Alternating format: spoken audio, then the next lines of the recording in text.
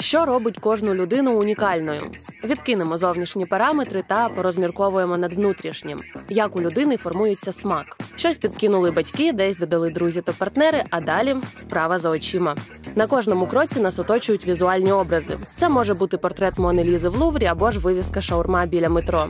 Усе, що ми бачимо, впливає на нас. І тут кожен сам обирає, чим він хоче надихатися. Чи то нуарне кіно минулого сторіччя, чи сучасні виставки в галереях, чи архітектура епохи бароко.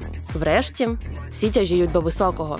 А ось рекламу не поспішають відносити до високого, а скоріше асоціюють з інформаційним сміттям, розкиданим на кожному кроці. Та хіба реклама не може формувати смак або вести за собою, пробирати до мурах або ж навіть виховувати? Якщо все ж відповідь «так, може», то виникає наступне логічне питання. Чи можна рекламу вважати мистецтвом? Так, реклама – це мистецтво. Ні. Ні, не мистецтво. Багато хто зі мною не погодиться, але для мене, да, це мистецтво. Все, що художник назвав мистецтвом, якщо ще хтось з цим погодився, є мистецтвом. Ні. Сикстинська капела – це мистецтво чи реклама? І да, і ні. Є клієнт, католицька церква. Католицька церква, як клієнт, платить гроші за те, щоб Мікеланджело намалював індор. Є бренд Есети, народження Адама, Бог. Він працює над цим замовленням. Всі кажуть, що це мистецтво, очевидно, тому що оцінюється екзекюшн, виконання. Але по факту це був рекламний проект. Я працюю з художниками, ілюстраторами, фотографами, але це не мистецтво, це бізнес. Уяви, що є якась така магічна пильця, реклама, /брендинг, /креатив, якою ти можеш посипати свій бізнес, і він прямо може вирости так, як ніяк би не виріс без цього інгредієнту. Але назвати це мистецтвом я не можу. Окей, якщо це не мистецтво, а бізнес, то реклама має виконувати бізнес-задачі. Тут не вийде, як в постмодернових картинах чи артхаусних фільмах, де все тримається на авторському баченні. Рекламісти мусять шарити, з чого складається креативний продукт. Це завжди дві складові. Якась інновативність, неочікуваність, якийсь сюрприз, те, що привертає увагу, і логіка, яка за цим стоїть. Стратегія. І на основі цієї стратегічної гіпотези, котра ґрунтується на дослідженнях, ми вже робимо якісь наші ідеї. Все, я придумав. Дивись, ролер на роликах, у нас в ролику, на мосту, він отак розганяється і облизує 20 морозів. Ляп! А потім бере камеру і такий: всім лизати Геркулес. Знімаємо Ден.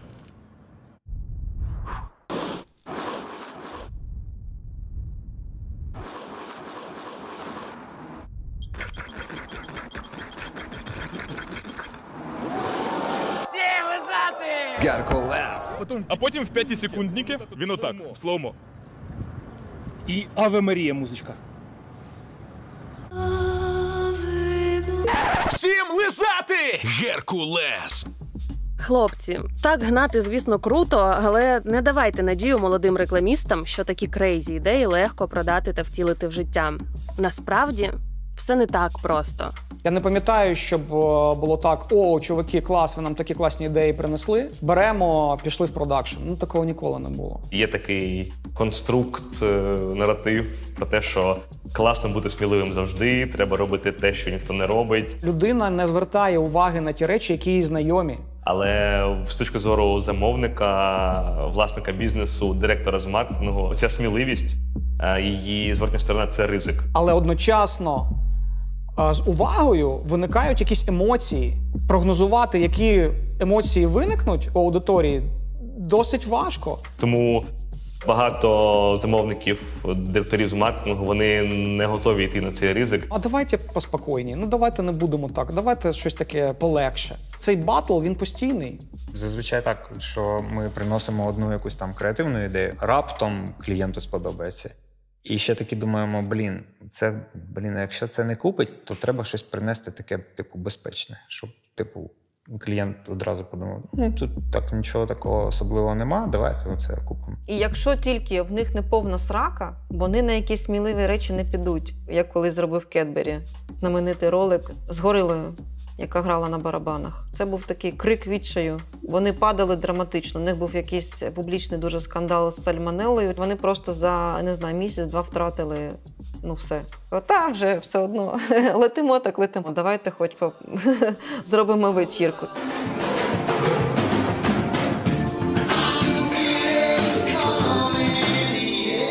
В результаті волохата лапа креативників витягла міжнародну компанію з прірви. Але шукати клієнтів лише між банкрутів, які погодяться навіть на оркестр з волохатих горил, теж не вихід. Тоді виникає питання – як продавати сміливий креатив? Як продавати креатив? Спитайте таке. Ідею дуже складно продати, тому що її не існує. Це ж ефемерна штука. І кожен про неї може думати все, що він хоче. Бізнес, який побудований на повністю суб'єктивних речах. Ви собі уявіть, що буде отака історія.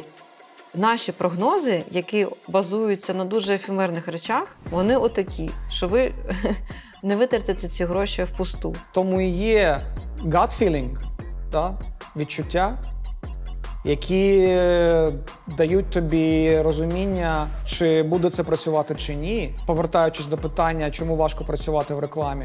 Що ти прийдеш клієнту і скажеш, I got a gut feeling. Це в мене теж є. 2000 людей. І я не можу їм сказати, що я вам не заплачу зарплатню, тому що в мене поганий gut feeling. Тому креатив дуже важко продавати. Ми для Снікерса придумали дуже круту ідею. Ти з Черчиллем і королевою. Там була королева Англії з чашкою еспресо. А королева не п'є еспресо, вона п'є чай. Черчилль не з сигарою, а з таким лоліпопом. Тому що, коли ти голодний, ти не ти. А клієнт у нас там дуже консервативний був. Давайте краще щось адаптуємо, візьмемо з іншого ринку. Ми її продавали півроку. І потім мені телефонує маркетинг-директор, каже, Вітя, ти можеш до мене в офіс приїхати? Анже, я кажу креативному директору, дай мені ці постери, я їх в торбу покладу, і якщо там річ зайде. Я приїжджаю на зустріч в Марс, мене зустрічає маркетинг-директор, каже, слухай, Вітя, оці твої креативники, Анже, мене вже тут, вони вже тут сидять. Тобто вони цю ідею мені возять і возять. Я тебе, власне, викликала для того, щоб попросити тебе, давайте, більше цього не робити. Не мучайте мене. Я кажу, добре, але я приїхав за тим самим. Я дістав постер і кажу, треба робити, класна робота.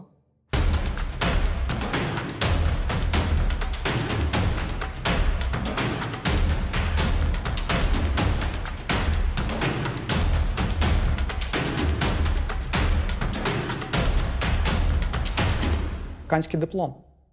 Браво. Це і є славнозвісний gut feeling, але на ньому одному далеко не поїдеш. Є також така думка, що креатив продає сам себе. Що тобі не треба там виступати, як в цирку, жонглювати, щоб привернути до себе увагу.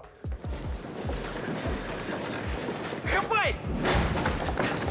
Ми намагалися всю нашу креативність запакувати саме в презентацію, в слайди. А все, що навколо, ми як прості такі ремесленники. Є такі креативні директори, в яких такий стиль, щоб влаштувати з цього шоу. Я пам'ятаю, одного разу ми оділись всі в черепашки ніндзя і пішли продавати креатив, тому що був бренд для молоді, для дітей. І навіть як ми з'явились на презентацію, це вже був шок. Дійсно, коли ми дуже зацікавлені в тому, щоб продати якусь ідею нестандартну, ми стараємось вигадати якусь цікаву подачу. У нас була така ретро-ідея.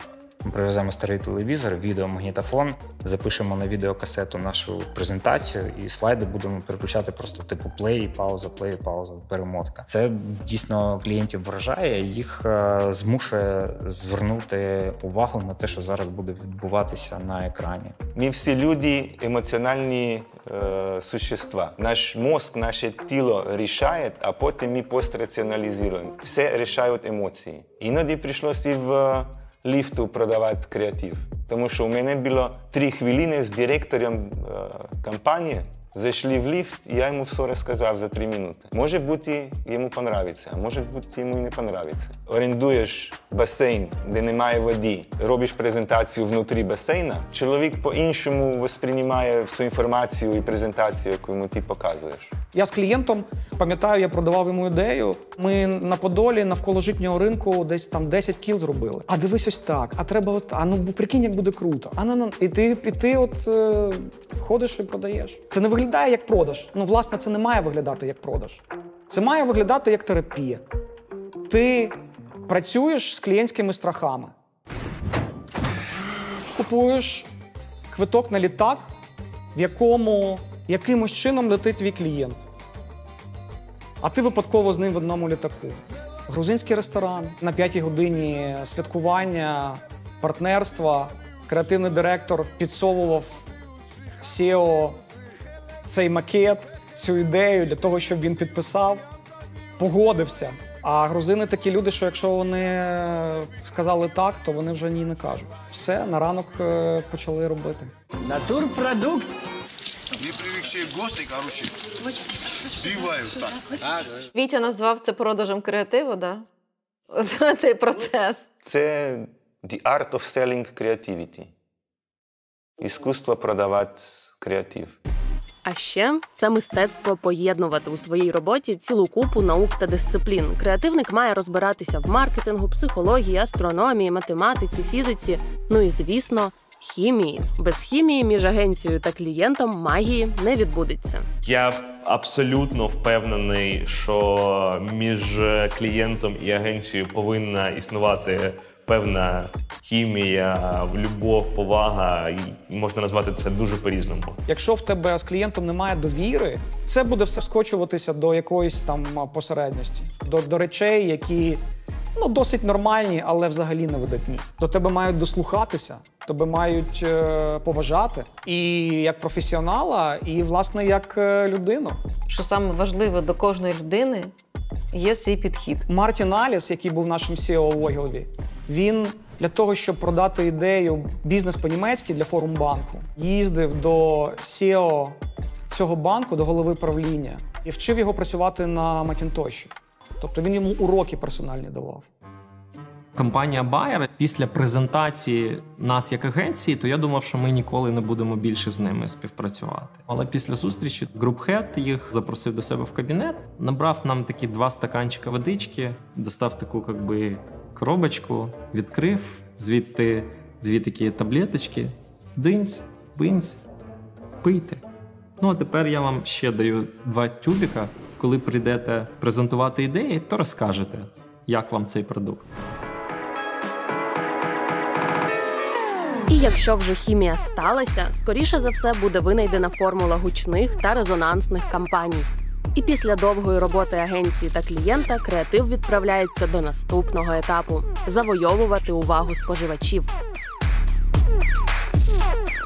Якщо це дійсно якийсь сміливий креатив, там, я думаю, що 80% заслуги саме маркетологів компаній, саме там власників бізнесу, власників бренду. Має бути decision-maker, який готовий до якихось таких історій. Може брати на себе відповідальність, може в тому числі ризикувати десь.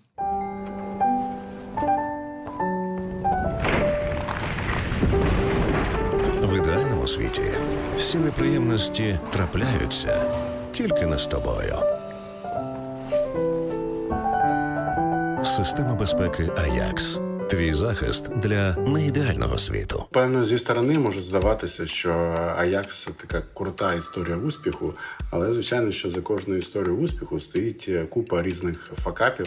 Були і не супер успішні продукти, траплялися технічні проблеми з продуктами, ринок не так реагував, команди не так спрацьовували, як ми сподівалися. Кожна ця історія, вона ж і формує характер компанії, характер бренду, бажання ризикувати наповну. В принципі, без цього і Аякс би і не відбувся. Італія для Аякса – це один з перших міжнародних ринків, який серйозно вистрілив.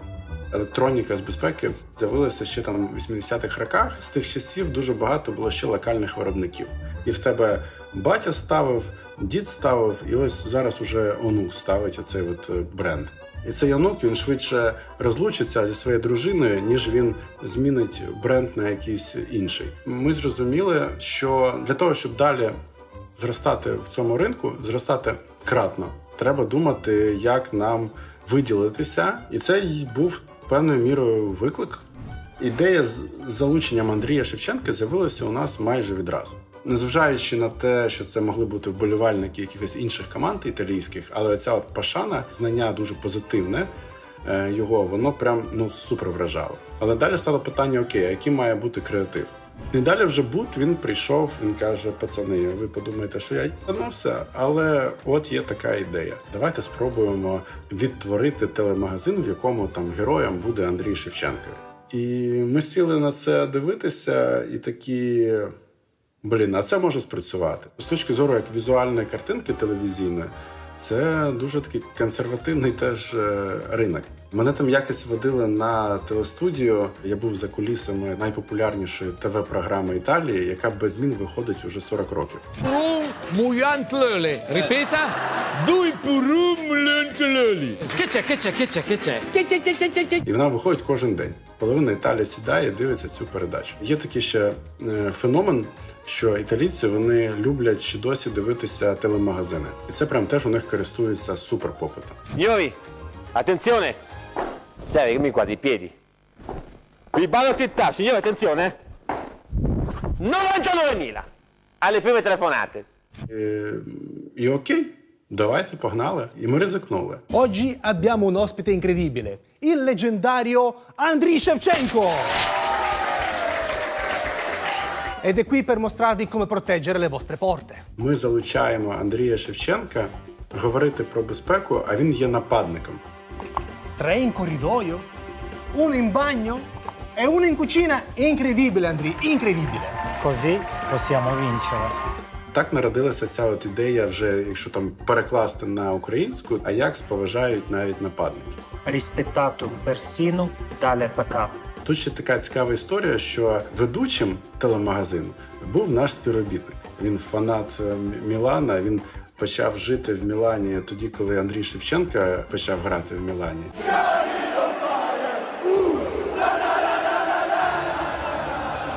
І тут він знімається з Андрієм Шевченком. І для нього це було просто подія життя. Incredibile vittoria di Ajax. 3-0 e nessuna possibilità. Один італійський дистриб'ютор казав, будете слухняними, будете слухатися нас, ви будете мати X2 від того, що ви маєте зараз. Але вже після цього кампейна ми змогли зробити X5. А на сьогодні Італія – це загалом найбільший ринок Аякса. І це вже X20. Це не було б можливим, якби ми робили все так, як роблять інші. Ми мислимо цифрами, ми плануємо цифрами і так далі, але має бути душа. І креатив – це про душу.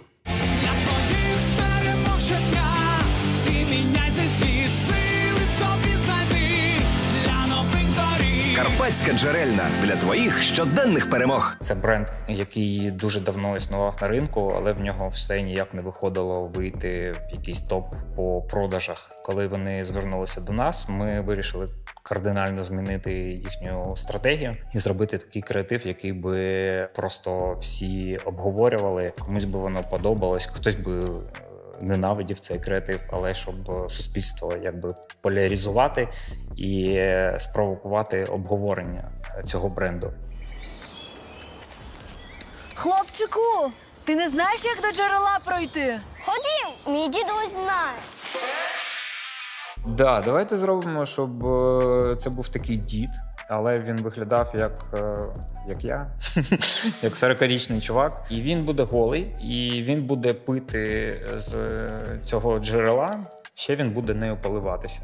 І клієнт каже, давайте, тільки от щоб у нього пряжка була і там наш логотип. Ми такі, окей. І все. До діда! І на той час цей бренд з 11-го місця піднявся на 3-те, а то й 2-ге. Наздогнав Моршинську, свого основного конкурента, на той час монополіста ринку. Народжена в надрах Карпатських гір. Карпатська джерельна. Молодильна вода Карпат. Потім сидимо всім офісом і нажимаємо рефреш на сторінці з коментарями до ролика і читаємо, і вгораємо. Типу, як людей розриває. А розриває наше суспільство, як ми самі знаємо, доволі часто, гучно і дуже красномовно. Боже, яке кончене. Немножко текст по-дебільному написан. Я хоч німецьку мову звичав, але я сам розумію, що там не сікабло. М'ясо, матюки, убійства і голі сіськи. Одна з таких національних рис наших, це і наша сильна сторона, і наша, можливо, якась іноді негативна сторона, що нас у всіх є своя думка з приводу всього. З приводу політики, з приводу футболу, з приводу маркетингу, з приводу фінансів. Як треба міста будувати, як треба, я не знаю, армію зброєю снабжати. І через те, що ми любимо, в принципі, свою думку висказувати, ми, напевно, тому і не таке суспільство, як Росія. Перш, це взагалі такий національний спорт. Але це і виражається в те, що ми всі хочемо прокоментувати те, що зробили інші українці. І часто не похвалити. Сказати, що це погано. Воно де? Чула мала, нам той. Холодильник треба. Що ви показуєте дебілів, селюків в рекламі? Ну що це таке, якби, ми ж всі інтелігентні люди, ви занижуєте культурний рівень країни, нації, бо це національна компанія, ви на всю країну з кожного екрану показуєте якихось невихованих дебілів, які там суржиком розмовляють. Чув цей, Женько, так ти що в нас той? Магніт! Ну і що я магніт? Зато круто вишу. Реклама встала на одну лінію з клієнтом. І я думаю, кращого компліменту я в своєму житті, мабуть, ніколи не чув. Да? Що, це принцип маркетингу, що ти повинен розуміти свого клієнта, давати йому те, що йому треба. А влізе у нього 2 порося. Ящик просеку, як прийдуть друзі. Правда ж на нього крутіша ціна? Якщо у кредит, та сама вона. Лампочка ночью теж горить. А можна ногою двері відкрити. Морозиться так же, як Людка від мене. На Comfy.ua заказати не проблема. Доставка безплатна на всі адреса. Коротше, пакуйте, по ходу судьба. Comfy.ua! Як вас не любити, без переплат кредити. І ми його виклали. І просто це був... Мабуть, це було, такий перелом з того, що клієнт дивився на людей із реклами як на божество, а цього разу він подивився як на таких же, на простих, класних, веселих чуваків, які доступною мовою не розказують там про якісь неймовірні історії ромоксамиту, тендітного гелю, а простими це мультиварка, вона прикольно готує просто. Ми приїхали в Samsung і кажемо, давайте зробимо якийсь кооп, щось спільне. Прикольно, кажуть, ви що? Це у нас преміальні телевізори. Що ти, у нас там преміум на чорному щось розквіти, кольори розквітнуть. Вони таке преміальність була. Пінгвіни у капцях тупцюють на касі. Беруть мультиварку для любої бабці. Снігуроньки у танці, хапають в усі руки. Плазми і смартфони, круті подарунки. Ще крутіші ціни у Comfy новому. І потім вони приїхали і сказали, ми в шоці, це працює. Офігеть, ви продали більше всіх преміальних телевізорів в Україні. Давайте там наступні якісь штуки будемо робити разом, все. Well, it was very productive, thanks to everyone. Та деколи креативники разом з клієнтами сильно заграються у дикі та нестримні ідеї. І реакція буває зовсім непередбачуваною. Кейс Bad Boy, магазину вина у Львові, причастя. Тепер у Львові в неділю ходять не тільки до церкви. Мене особисто, як людини віруючої, для якої причастя є щось святе, для якої Євхаристія і причастя є тіло і кров Ісуса Христа, абсолютно обурює. Обурює жахливо цей напис на магазині, який продає алкогольні напої, і таким чином вирішив провести свою рекламу. Здавалося, західна частина, яка досить таки релігійна, ця тема для них чутлива, але разом з тим релігійність дає консерватизм. Тепер у Львові немає проблем з алкоголем. Я, дорогі друзі, закликаю вас не мовчати. Це не той випадок, що можна проковтнути. Це абсолютне просто святотатство і порушення прав віруючих. Це моя особиста думка. Я закликаю вас знайти у соцмережах сторінки цього магазину, знайти їхній сайт, знайти їхні контактні телефони. Зрештою, хто у Львові недалеко, можна прийти сюди і висловити своє обурення. Тому що так ми це не можемо залишити. Цей напис повинен бути прибраний і має бути офіційне вибачення, як мінімум. Чи релігійне українське суспільство загалом? Ну так. До війни церква була чи не найбільшою інституцією, якій довіряли люди. Новий бренд острова Хортиця – це графічна подорож, що розвивається разом зі знанням людини. Багато людей сказали, що це якась незрозуміла херня, це типа діч, все мрачне і все погане, де козаки, шаровари, шаблі, і це соромно таке робити. Що як ви споклюжили історію острова. То я там прям, нормально підвантажився, коли я поліз дивитись коментарі на наш ролик. Ну і тоді я прям для себе зрозумів, що треба бути обережно з цим. Ну, принаймні в мене це там від'їдає якісь сили, і я не розумію, навіщо цьому приділяти увагу. Був період кілька років, коли мене називали знайомі, які працювали в нашій сфері, дівчина-машонка. Тому що я зробила цю кампанію з язиками, які деяким людям виглядали певним чином.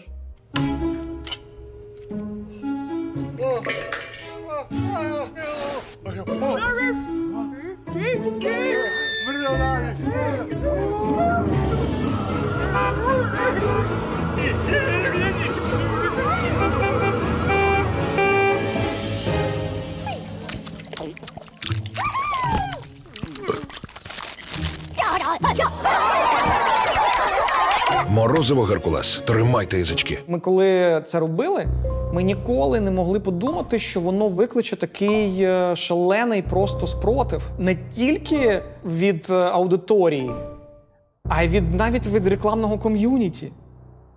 Така реакція суспільства та колег може роззброювати та сіяти сумніви в креативних головах творців. Хоч і реагують всі на різкий, а деколи й жорстокий фідбек по-різному.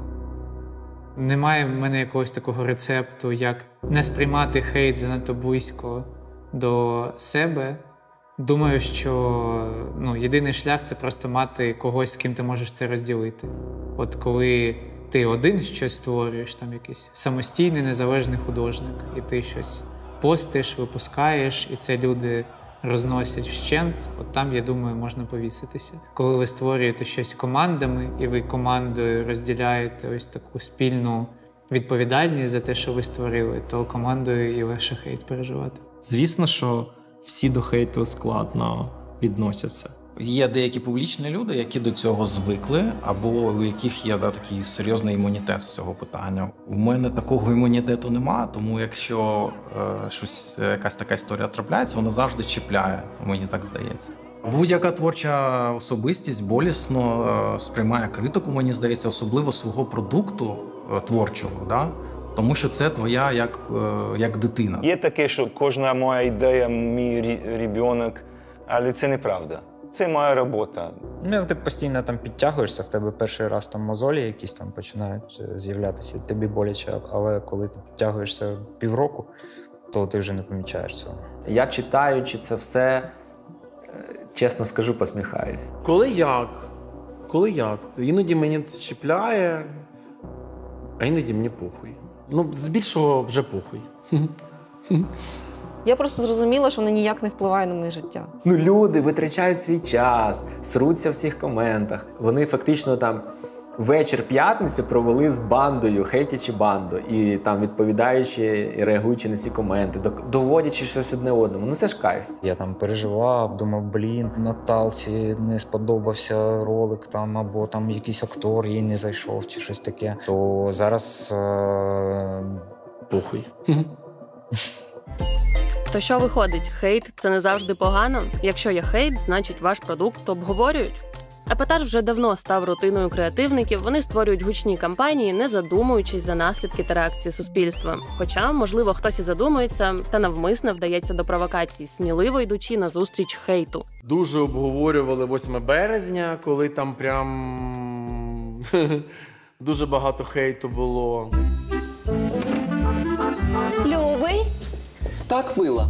Це я робив, до речі, з Ільєю Анофрієнко. Він тоді був арт-директором на проєкті. І чудова компанія, просто, бубочка компанія вийшла. Познайомся. Це Девід. Він буде жити з нами. Привіт, Девід. Беріть автівку. Адже з новою мультиваркою з комфі навіть в мене не підгорає.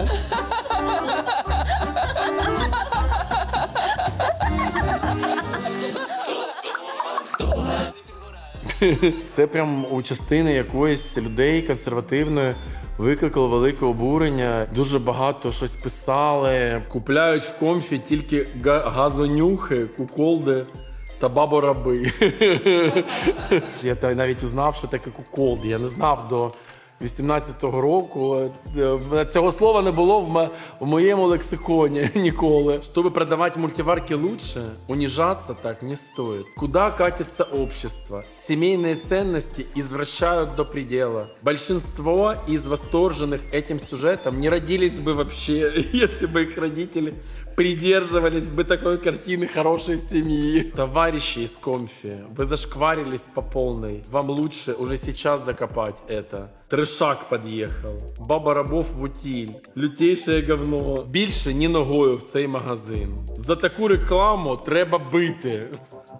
В общем, було отак.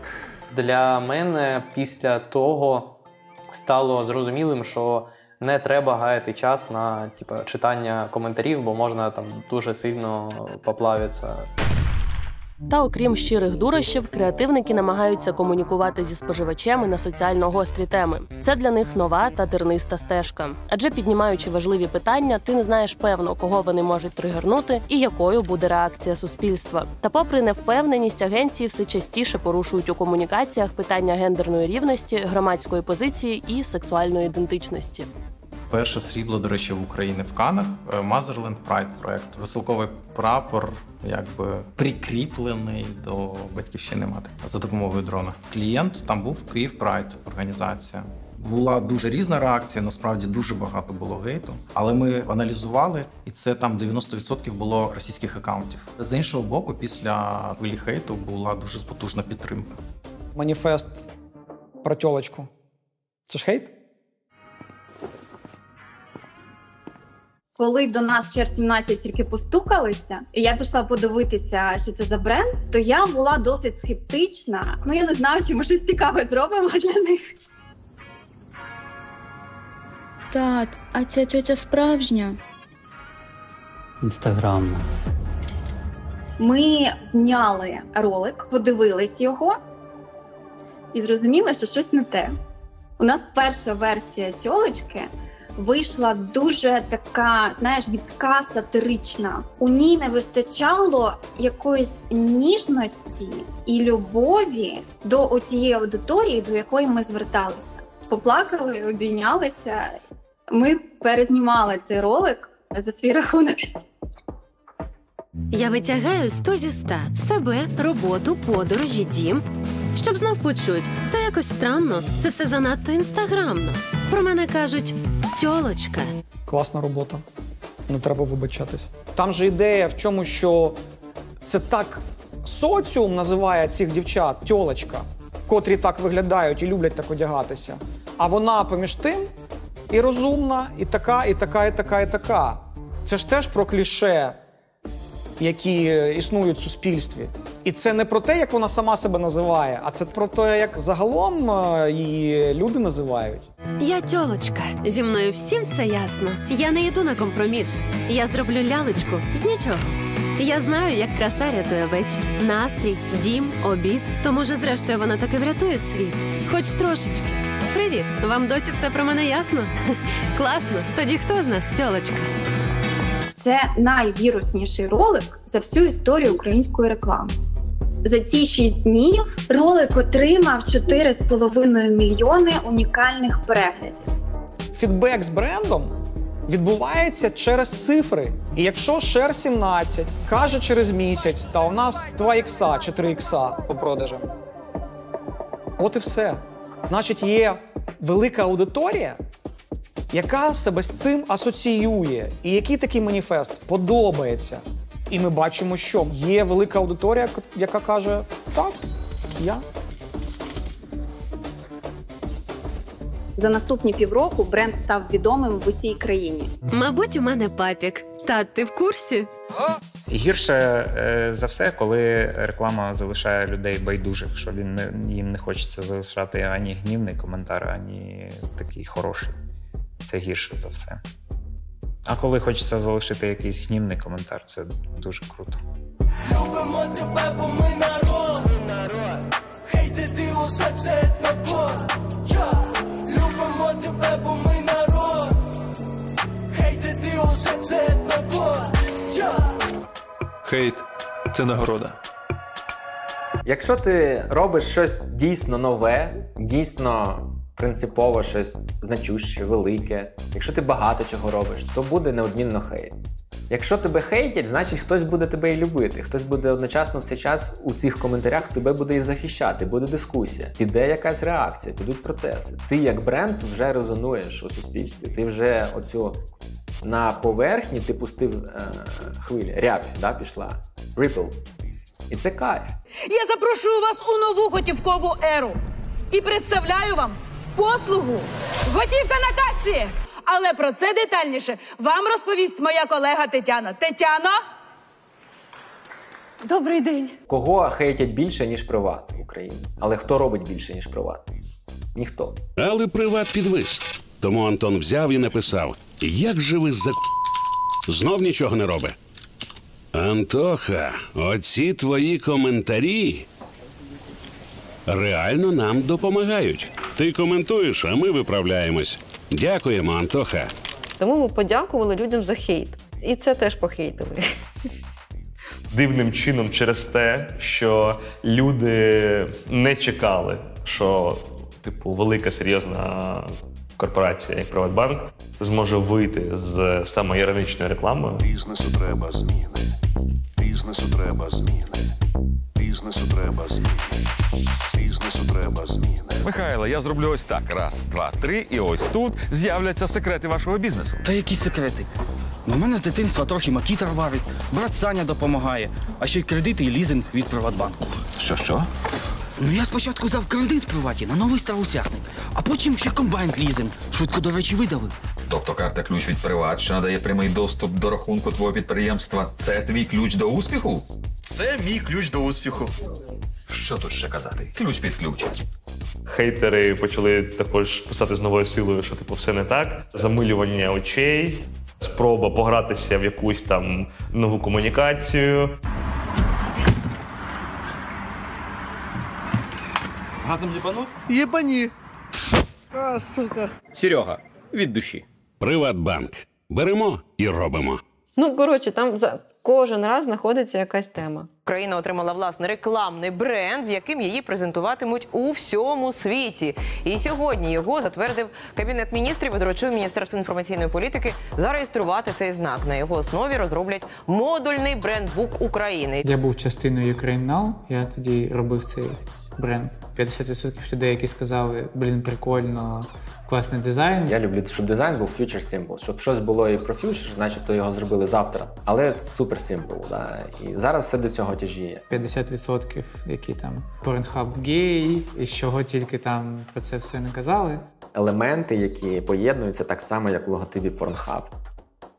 Окей, якщо ти одразу дивишся це і одразу тобі Pornhub приходить в голову, ну, я за тебе радий.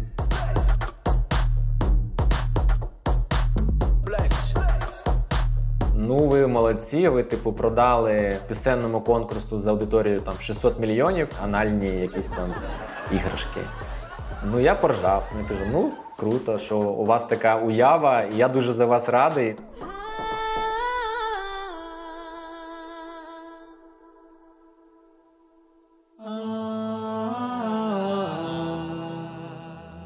До команди Євробачення завжди виглядало доволі убого. Вони перші взагалі серед світових навіть агенцій, котрі працювали з Євробаченням, зробили для них щось інноваційне з точки зору дизайну.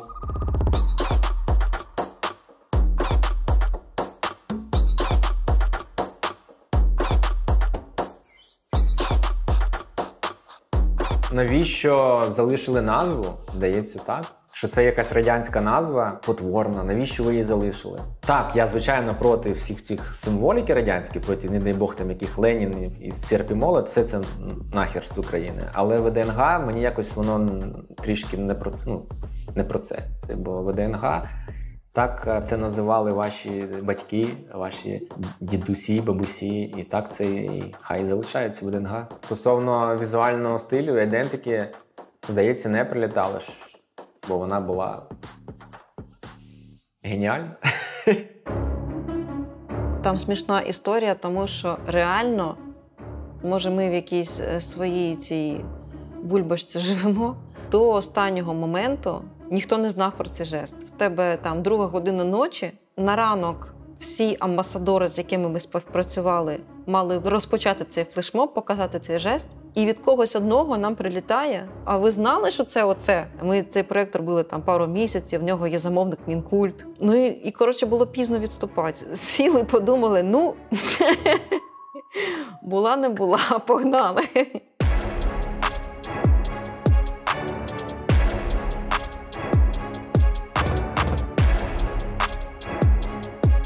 В Мінкульті це сподобалось.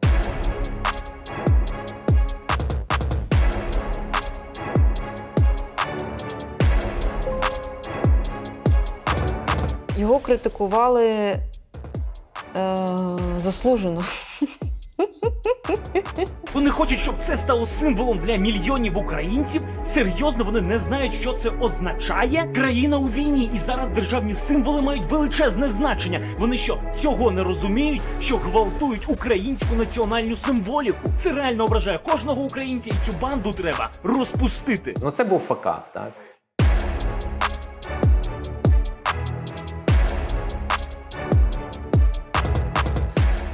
Навіть не знаю, що це за порно було, але далі в сюжеті детально про все розкажемо, бо розібралися. Іноді в цій гонитві, щоб за ідею, яка допоможе привернути увагу, можна втратити якісь орієнтири. Ідея настільки класна, що я хочу її зробити. Ось такий жест. Він символізує буцімто тризуб. Утім, в усьому світі він відомий з дещо іншим значенням. Спочатку замість вибачень рекламна агенція та Мінкульт просто видалили пост, а за кілька годин повернули, але вже без ось цієї фотографії міністра Ткаченка. Та скріншоти не горять, і інтернет пам'ятає все. Англійською мовою це треш. Ну, я не думаю, що вони зробили це спеціально, щоб просто похайпувати або поіздіватись над Ткаченка, там, Дорофєєвич, хто там ще це робив. Всім привіт, друзі! Забудьте все, що було до. Але це круто, що ви знаєте. І я вам безмежно вдячна на те, що ви вказали мені і банді на це. І ви знаєте, я думаю, що з сексуальною освітою в Україні справи стали набагато кращими, раз таке відбувається. 8 березня. Трійця.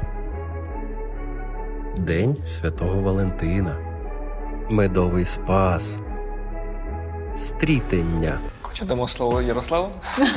Чи хотіли ми two in pinky, one in stinky? Ну ні, звичайно. Тому що ми ж не настільки хулігани. У Мінкульті все звалили на рекламну агенцію. Хочемо наголосити, що міністерство не ініціювало проведення флешмобу з тризубом, не замовляло ніяких інформаційних кампаній та, звісно ж, не платило жодних коштів за це.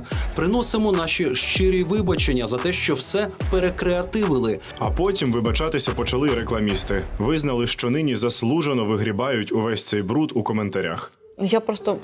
Я зараз намагаюся знайти відповідь, чому нас хейтили. Всі ці кампанії перелічені, вони пропонували якийсь новий погляд на національну культурну ідентику або національні якісь символи. Дивіться, символом України може бути не там вишиванка, рушники, а ось таке намисто. Кожен з цих кейсів казав, що давайте трошки по-новому, на крок далі спробуємо зараз зробити в цьому. А хтось хоче робити крок далі, хтось не хоче. Було багато агенцій, які в той самий час робили якийсь брендинг. Але це було не Євробачення, це був не Ukraine Now, це було щось інше. Чи були вони на щось схожі, те, що вони робили? Ми ніколи не дізнаємося, тому що всім срать. Просто всі вирішили тримати в фокусі одну агенцію, яка робить щось медійно помітне, і критикувати все, що вони роблять. Кожна рекламна кампанія, яка для чогось державного, про щось таке національне, ти завжди ризикуєш зробити щось, що частиною суспільства або всім суспільством не буде прийняте. Тому що зробити щось про цілу націю – це дуже велика відповідальність. Є кейси, де агентства і банда, в тому числі, дуже круто з цим впоралися. Якби ми хвилювалися або боялися, що нас може хтось захейтити за щось, то ми б ніколи б не придумали нічого крутого. Тому що такий safe option тут не працює. Але й перекреативити виходить далеко не у всіх, бо більшість обирає йти протоптаною стежкою, якою б набридливою вона не була. Коли війна втрутилася в наше життя та стала значною його частиною, деякі бізнеси навмисне почали хапатися за патріотичні символи та продавати їх під своїм брендом. Подібних недолугих використань стало настільки багато, що утворилося ціле явище – байрактарщина, в якому важко розрізнити, де щирість, а де спекуляція. Це дуже цікаве питання, як відрізнити рекламу з військовим контекстом і рекламу, яка спекулює на війні. Ця грань, вона дуже чітка і прозора і полягає в тому, чи є якась причетність бренду до тих подій, котрі він хоче обіграти, чи він просто бере якусь хайпову тему і привласнює її собі, і він до неї ніяк не доречен. Дуже багато продуктів, які експлуатують образи, асоціації, меми війни просто для того, щоб здобути свій бізнес-результат. А і ще вони потім з цього допомагають. Тобто питання в тому, що стоїть попереду, що є ключовою мотивацією. Це ж не професійні комунікації. Швидше за все, вони створені навіть не агенціями, або непрофесійними агенціями, або просто власниками. Тобто так швидко, просто «а давай зробимо так, давай назвемо це так». Тому що у нас є власний медіаканал, це наш продукт, і ми хочемо підтримати, ми хочемо так зробити. Найкращі драйвери, вони потім призводять, звичайно, до таких, іноді трошки не ок результатів з точки зору продукту креативного. Купуйте там в мене не тому, що я щось класне створив, а тому, що я туди байрактар наліпив. Коли ти починаєш війну продавати, а не війну якось віддзеркалювати у своїй рекламі, то мені здається, оце і є та грань, яку робити не можна. Перед усіма, кого розлютила редиска «Азовсталь» чи кабачок «Привид Києва», автори проекту вибачились. Залишки насіння нині розпродають, всі гроші мають іти у фонд «Юнайтед-24». А от деякі інші виробники з вибаченнями не поспішають. Приміром, компанія «Брусилівські ковбаси» креативно перейменувала свою московську у ковбасу ЗСУ. Зі Збройними силами, кажуть, ця назва ніяк не пов'язана, просто літери збіглись. Ця назва не має нічого спільного із Збройними силами України. Люди так її сприйняли, але назва означає зовсім інше. Ми не розуміємо, чому виникло таке непорозуміння. Я думаю, що компанії, які не розуміють ринок, дуже швидко втрачають свою клієнтську базу і потім перестають існувати. Компанії, які в Україні на сьогодні працюють і є успішними, вони всі дуже чітко розуміють контекст, вони дуже чітко розуміють свого клієнта. В цьому і полягає їх сила на сьогодні. Якщо бренд чи компанія першочергово ставить собі на меті допомогти армії, соціуму, державі, будь-кому, це окей, це круто. Наприклад, якщо ОКО збирає пташки люті. І це ще демонструє те, що ОКО – це бренд соціально відповідальний, і він долучений до контексту, до того, що відбувається. За рік йогурти Галичина об'їздили всю Україну. Були на Полтавщині і Слобожанщині. Власною кришечкою бачили, як розвантажують волонтерку на Запоріжжі та у Херсоні. Карпатські йогурти Галичина захоплюються вами. У них найкраща у світі робота. Бачити, як ви об'єднуєтеся і перемагаєте. Та ще й допомагати вам у цьому. Карпатський йогурт Галичина. Де б ви не були. На той час весь ринок фактично перебував в такому стані, коли ніхто не розумів, а що взагалі робити, як комунікувати, про що комунікувати доречно, про що ні. Люди вже почали там сваритись, хто більший патріот, як правильніше кохати батьківщину, хто там розмовляє, на якій мові, чому там тим можна, тим не можна, ну і так далі. Ми вирішили закликати людей бути поруч один з одним, підтримати один одного. Ми вирішили на цей час відмовитись від своєї назви Галичина на честь подяки, підтримки всім регіонам і тим, котрі окуповані в тому числі, і перейменувати назву своєї всієї продукції Галичина на честь всіх регіонів країни, як прояв любові і єдності нашої країни. Всі соцмережі були в постах, тегах Галичини про те, наскільки це важливо. Багатьох людей це розчулило, в тому числі і людей, котрі з окупованих територій переїхали там в умовний Львів, побачили свій рідний Донбас, і це було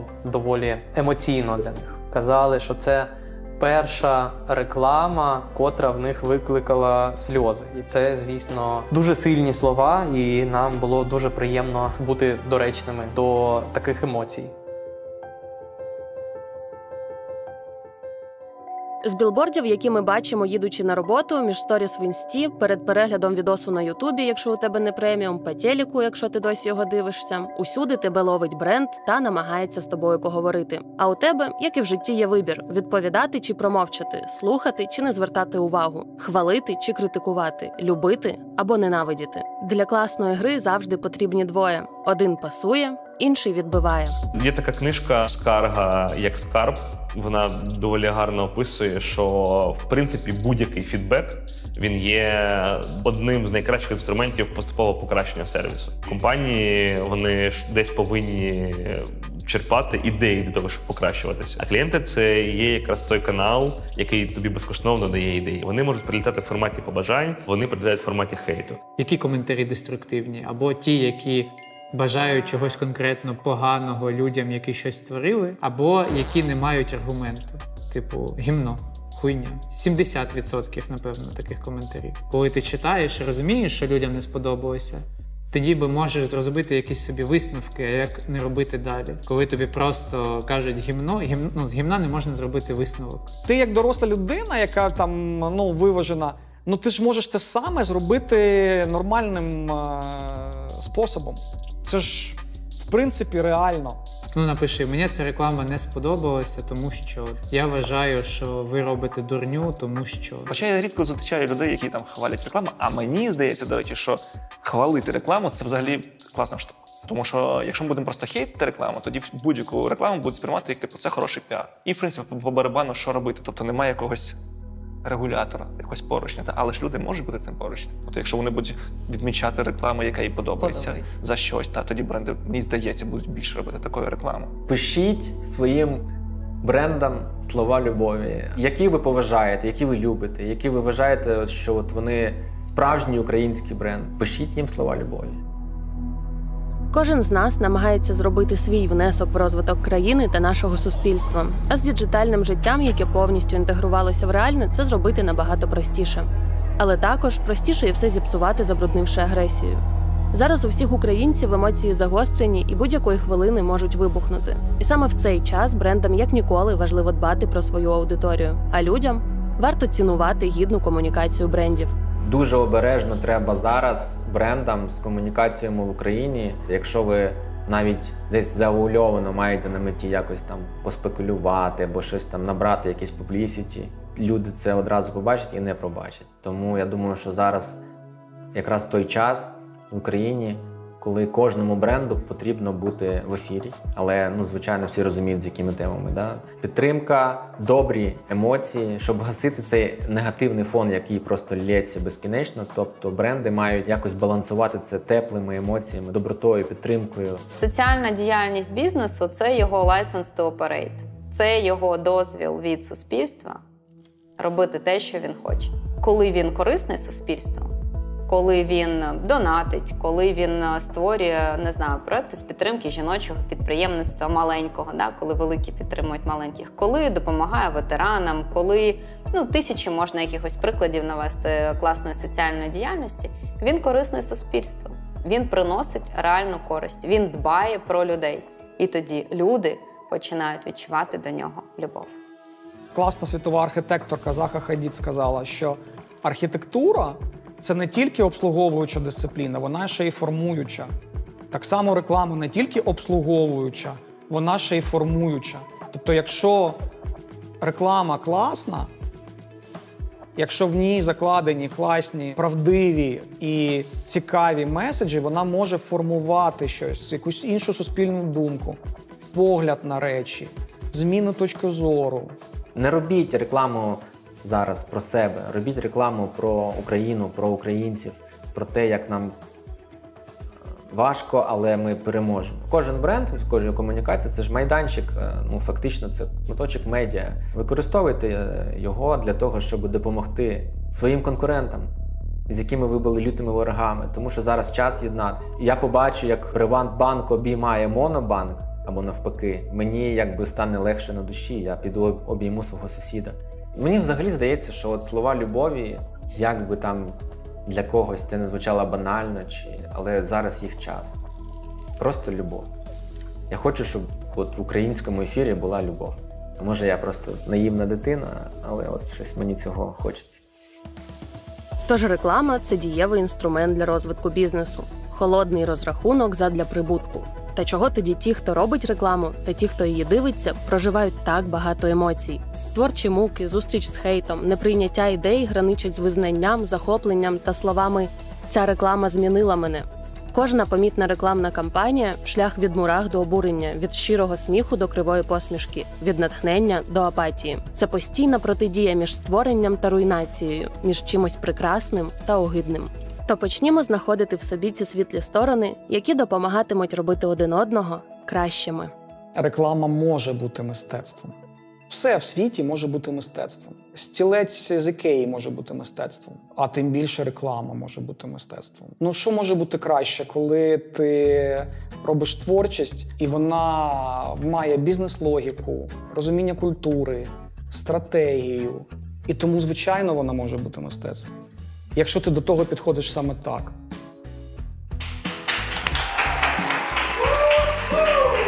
Тож, наша подорож світом реклами від школи популярної культури «Сквот» на цьому закінчується. Сподіваємось, вам сподобалась наша акційна пропозиція. Далі буде, побачимось у наступних проєктах. Комунікуйте з нами під цим відео, по телефону, на сайті «Сквот» або поштовими голубами. Нам буде приємно почути ваш відгук. Давайте спілкуватись і ставати друзями. Міцно обіймаємо.